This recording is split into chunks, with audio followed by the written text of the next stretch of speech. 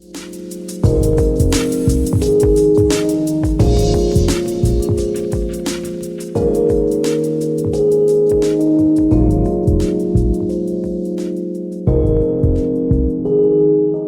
good, y'all? We here, we live. I'm Javier Gooden. Oh, I gotta say something?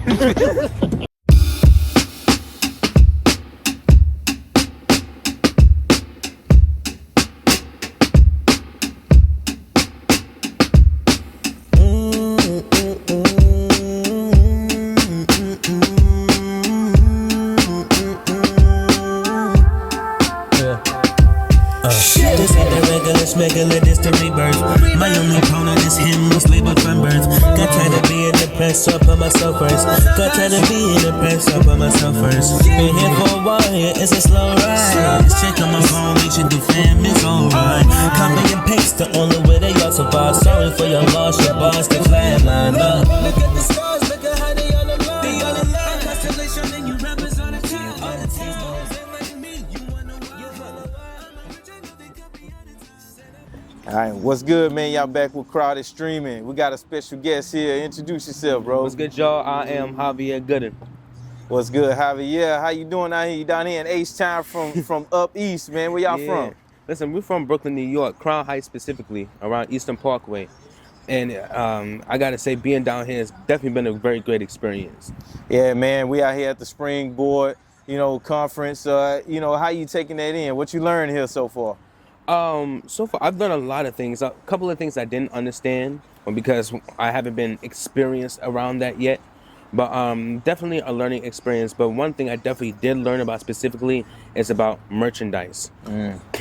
Because along with my arts, I'm also a fashion designer. I design my own clothes. Wow. So to be able to hear that sometimes that's not even about the music, it's about you as the person that people really want to focus on. That will make them want to buy your merch.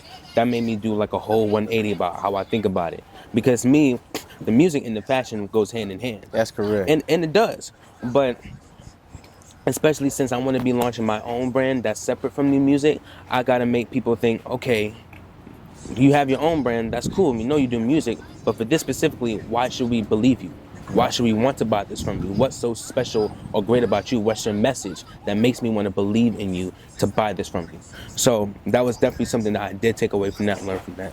And shout out to Springboard for, putting that type of information in front of artists and, teaching them along the way, man. So, we need more conferences like this. We got the Loud Press Junket. We got the West Coast Hip Hop Awards that have conferences to teach artists.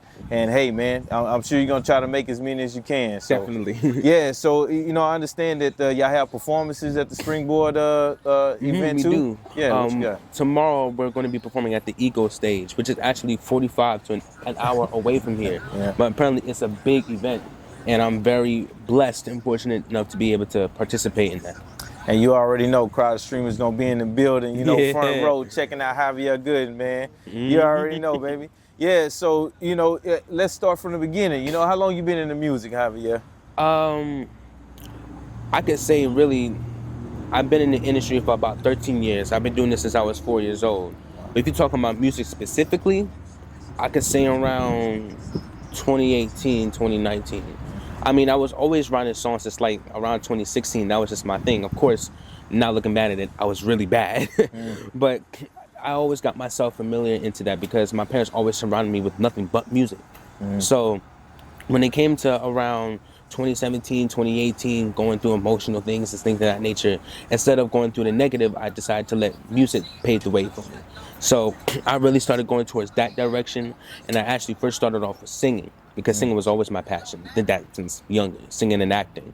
But in terms of recording music and really getting great at it, I definitely have to say around 2020, when COVID hit, that's when I really started to sit back and think, I don't want to be like everybody else. I want to be me. Yeah. So definitely my influences were like Kendrick, Cole, Corday, Jaden Smith. And then for R&B, people like Anita Baker, El DeBarge, New Edition, Faith Evans, Wow. People of that nature. It just wanted to follow in the footsteps. Even earlier, I said Luther Vandross. Yeah, those were definitely some of my influences. But for making music, for me, it was just not only like a spiritual journey, but also I got to find out how to be creative in my own sense, in my own right. So instead of copy and paste, I got to figure out who I am as an artist, who I am as a person. So it's definitely been a long time coming and just building up, but I'm still going, I'm still doing strong, and I'm just going up from here because we ain't done. Yeah, man, it's all good. And if you are impressed and wild, you know, Javier is 17, and you know, and this is a product of Funk Nation Recordings, you know what I'm saying? And shout out to my man, you know, Roberto Gooden, you know, Dirty Fingers, you know what I'm saying? This is a product right here, man. So if you want to know what artist development look like, what it sound like, you're looking at it right now. So yeah, so the first song, man, that I heard from you was Trying to Save My Generation. You know, tell me first, how old were you when you recorded that, and what inspired you to make that song? How old was I when I recorded that? Because you recorded that before or around the time you were recording that first album. No, that was before. We recorded Young Kings for Crowns in 2021. 2016. By the time you dropped the single. Yeah, So I think it was 20. Yeah, I think it was 2020. I believe it was 2020 that I made that record because I was especially inspired after the unfortunate death of George Floyd. So after that, I was definitely performing in different rallies, Black Lives Matter rallies to be specific. And to see that, I was heavily interested in it and also mortified by it because I saw the footage of what happened and it completely broke me. So I was definitely on my conscious rap back then. Still even to this day now. But I definitely have to say that seeing that, it sparked something in me. And I just realized that I need to make more music. That actually is what helped shape me into becoming my own artist from that. Because I realized that everybody else is talking about drugs, money, killing each other. Now, of course, I wasn't doing that, but I was talking about things that I ain't have yet. So when I saw that, I realized that I'm black. I'm 14 at the time, and I was dead determined that I don't even know if I'm gonna make it to 16 because of everything that's going on now. So instead of trying to be like everybody else, let me be me and let me show the world who I am as much as I can. So that definitely, even though it was an unfortunate event, it definitely did inspire me to become better as a person, also as an artist. And I definitely have to say that just thinking about it now, I definitely understand why I made that song, Trying to Save My Generation. The hurt that I was feeling, the pain that I was feeling, especially during that time, to see myself in that person, to think that could have been me outside. I could have been a Trayvon Martin. I could have been an Emmett Till. So that definitely helped me. Man, that was an inspiring song. You know, it made me just connect with you as soon as I heard the first line, you know. And then I'm sure it inspired other songs like Afraid, you know, that you have out and things like that. So, you know, and you choose to use only, you know, positive words and, you know, not profanity in your music. That's something you're going to maintain, or that could change over time? I definitely feel that's something that I can maintain. Because my thing is now is that people say that I'm a Christian rapper. Now, don't get it twisted. I am a Christian, and my faith is in Jesus Christ, period, point blank. That's no mistake. But I'm not a Christian rapper in terms of that specific lane. I'm a regular hip-hop artist. Well, not regular, but I am a hip-hop artist. I just don't feel like there's really a need to curse in my music, personally.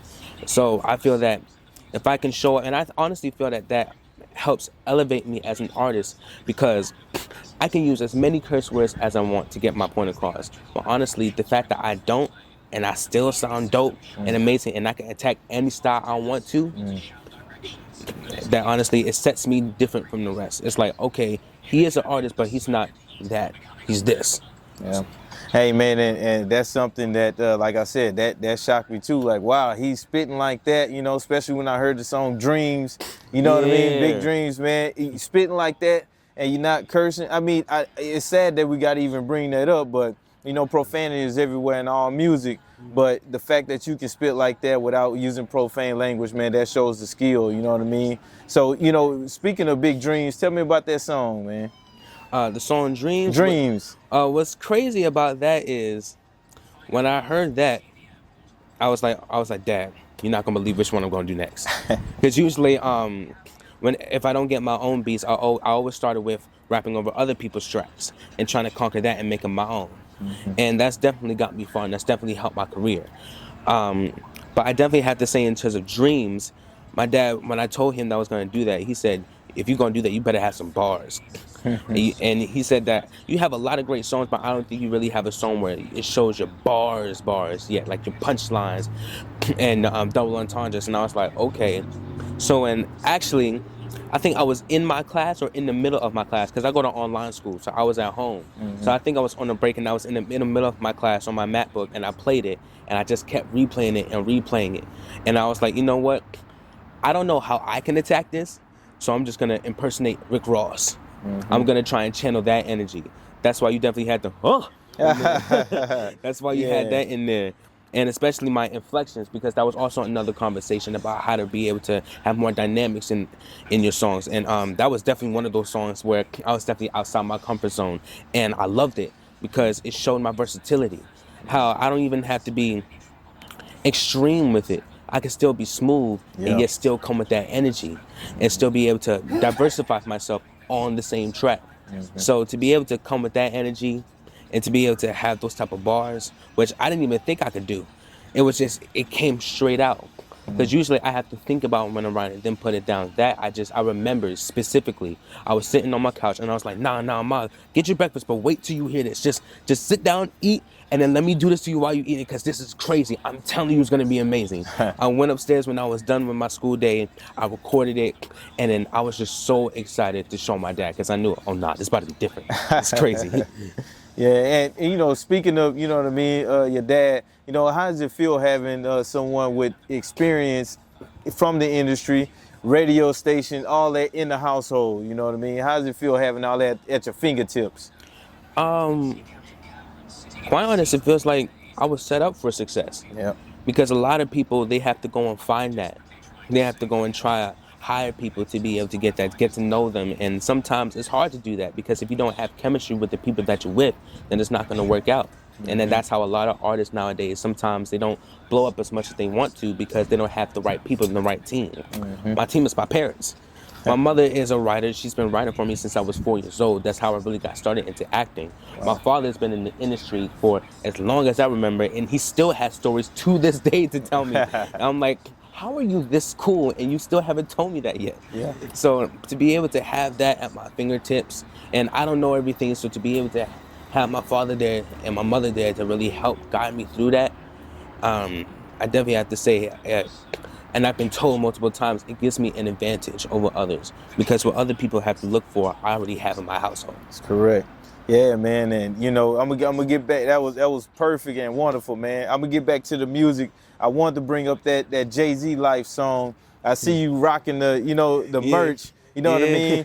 Dude, I got two parts for that. First, I kind of can tell what inspired the song. Of course, Jay-Z's life, but how did it feel being inside that museum, surrounded by his accomplishments, and where did you see yourself, after experiencing that?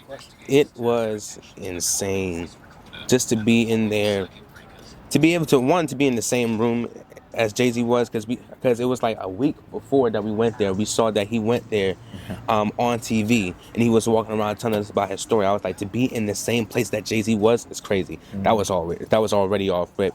But to see his accomplishments, to see years of me aspiring to him on TV, watching him on the Grammys, watching him perform, to be able to see all of his accomplishments right there, to be able to film it, and just be able to be near it. That greatness, that level of greatness that I wanted to obtain was literally right in front of me. And that was just an amazing experience. And it gave me hope and inspiration, because I always knew that I wanted to make it big, but sometimes it feels like, man, just like in my song, like how I describe, man, it's like it's not moving fast enough how I want it to. But then when I look at that, I realize that it takes time. And that I hear about artists all the time about how they've been in the industry for like 10 years, 20 years, and it overnight, one song from 4 years ago will blow up. especially on TikTok now. It'll blow up overnight, and then you're an overnight success. Then you got deals here, you got BET here. So I realized that as much as I want it to happen, I know that God has a plan for me because God had a plan for him. All of his accomplishments, all of the things that God promised him would happen is sitting right in front of me. So to know that one day that would happen for me, because I have my trust in God and I know that he'll put me through that path and he'll push me. And with my parents by my side, I know that it won't be an easy road, but it'll be a well-fought one. A damn fought one. That's right. You're going to get there, man. You know, I'll call you the young phenom, you know what I mean? So, yeah, but, you know, you've been doing your thing, man, and I'm proud to see you, you know, moving ahead. I feel like I've been knowing y'all forever, man. But, you know, so, you know, I want to bring up another topic. You know, I know y'all heard the term student athlete, but this is a student artist. You know, we head into Delaware State, you know, in the fall. You know, what do you look forward to, you know, just going to college and doing your thing on the campus? I'm actually going there to major in music industry. And what's crazy is that wasn't even my first choice. Since I was like 9 years old, all I ever talked about was Howard University. It wasn't until I was about 16, which was last year in my junior year, where we was like, okay, that was it. But even though Howard is great, it may not necessarily have exactly what you want, because that was more so theater what they had. This was in terms of the music industry and the business, and even when it comes to like in the studio with engineering. So definitely, especially with where I am at now, and I realized, okay, as much as I want to go to Howard, I have to pick something that is definitely for my career and what will help push me more forward for success. So Delaware State University, I had Morehouse, I had Clark University, but Delaware State, when I went there, it was just the vibe and the energy was astounding.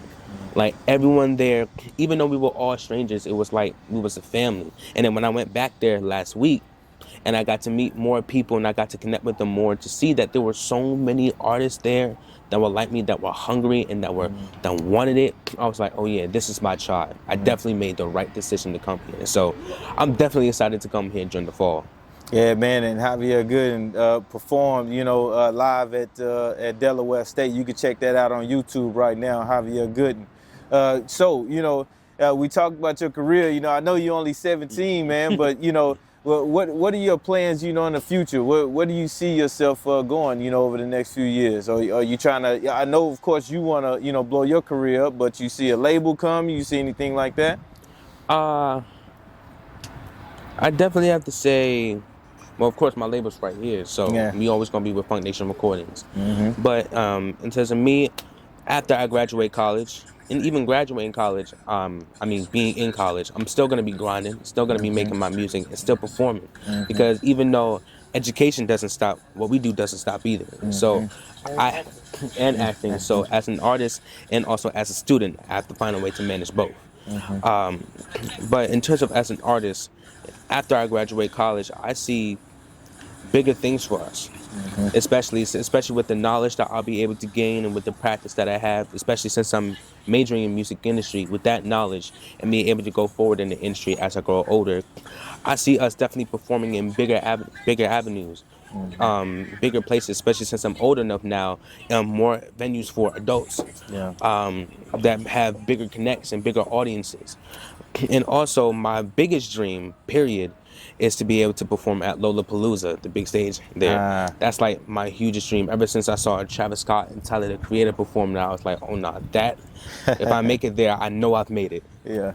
So I definitely would say I would love to be able to perform at the Grammys, even if I don't win anything, just to be able to perform there, for people to be able to look up on YouTube and see that. They'll be like, oh no, this kid is nice.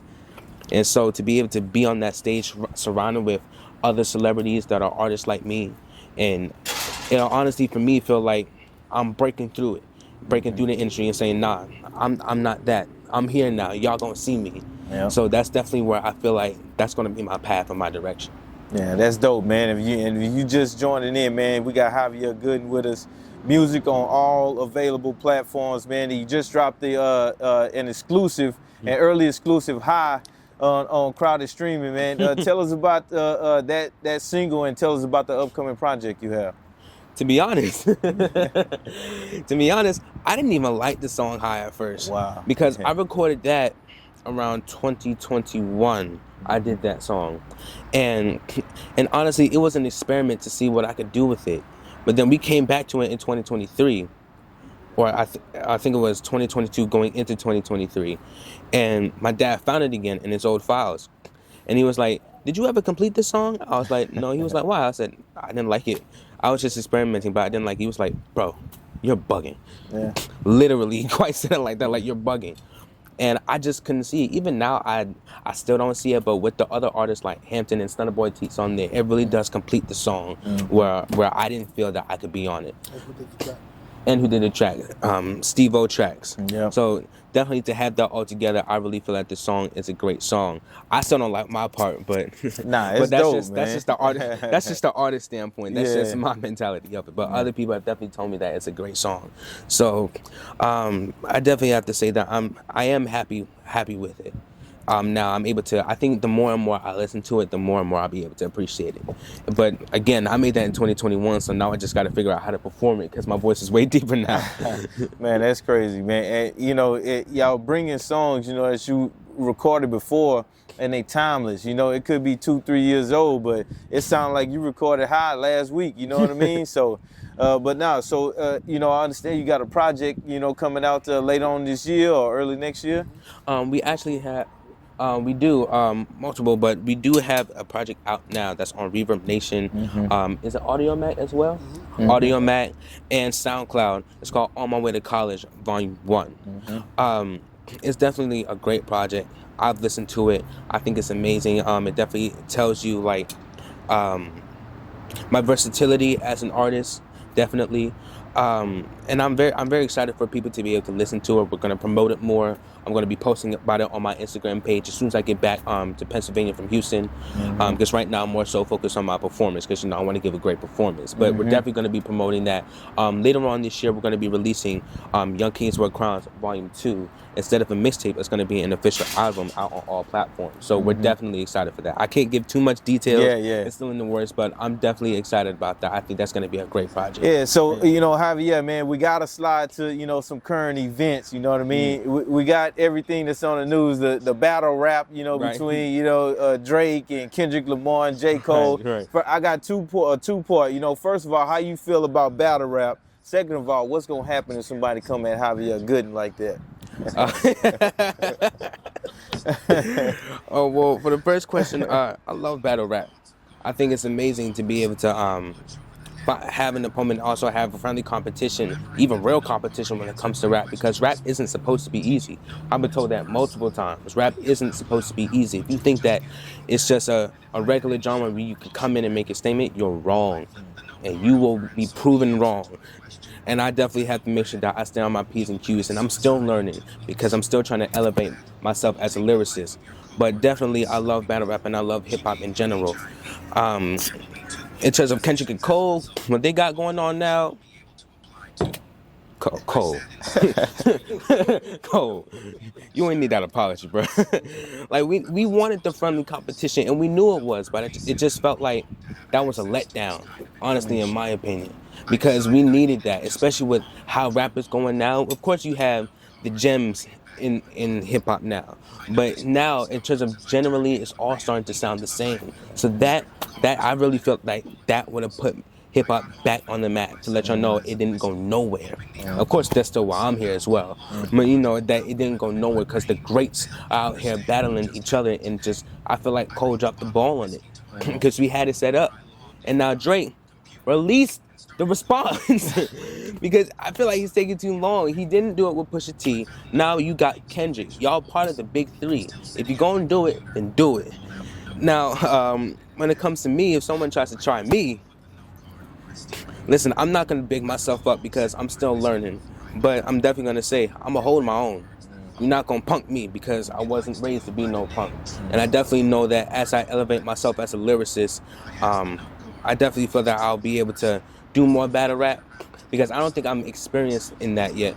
But especially since as I grow older and the more things I experience, I really feel like I'll be able to elevate my game. But if someone was to come and try me right now, they have a very hard time.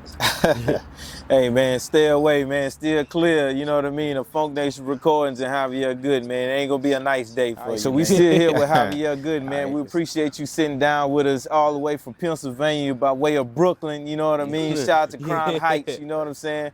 You know, the traveling, I know y'all been doing y'all thing. We look forward to seeing the performance tomorrow. And, you know, we appreciate you sitting down with Crowded Streaming. Before we get out of here, man, tell us, you know, leave us with a little something. Leave you with a little something. I'll say thank you again, Mr. Sherman, for having me on here. Shout out to Crowd Streaming. Thank you for the free merch. We love it. For sure. Definitely excited for the project that's going to be coming out this year. I feel like it's going to show a different side of me, a more evolved side of me than Young Kings with Crowns Volume 1. So I'm definitely excited. I'm definitely going to be heavily promoting it. Watch out, because hopefully this year I can be releasing new merch, definitely for Young Kings for Crowns, but also I'm releasing my own brand, JRG. So we're going to get that in the works. We're going to finalize it, get things together, and hopefully we can release that. And definitely I have to say shout out to Springboard for having me at this amazing event in Houston. I'm very excited to perform at the Eagle stage tomorrow. And yeah, thank y'all for tuning in. Thank y'all for having me. And also, if you want a message from me, I'll definitely have to say, for the artists out there, just be creative and be yourself. You don't have to be copy and paste, which is what everybody in this generation is doing now. Show the world who you are. Tell them your name, not somebody else's.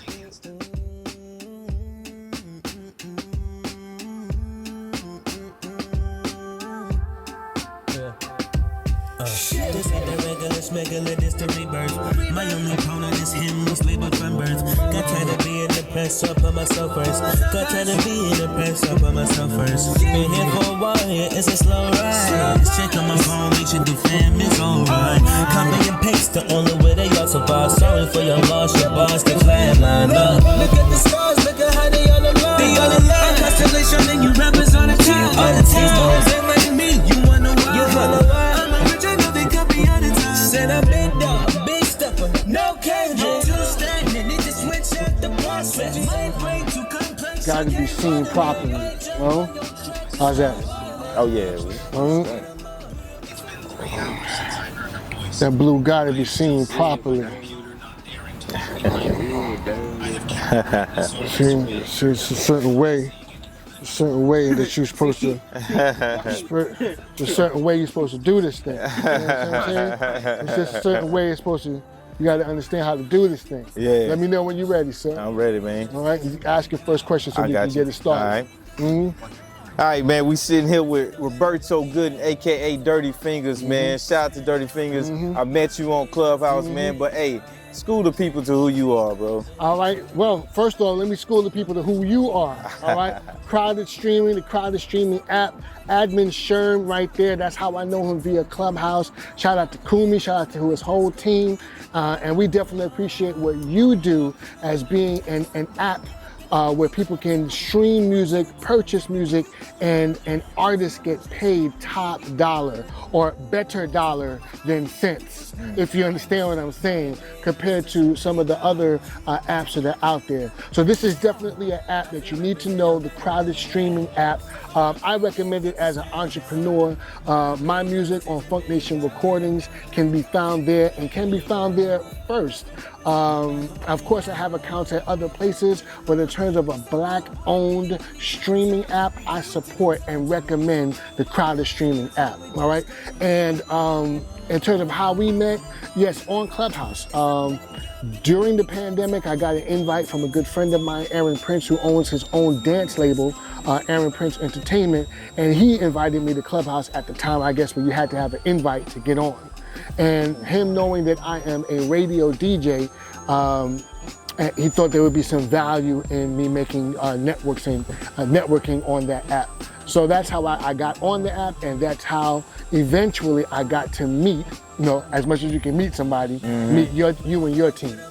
It's all good. I'm gonna stop before we get. Now we just gon' leave you behind.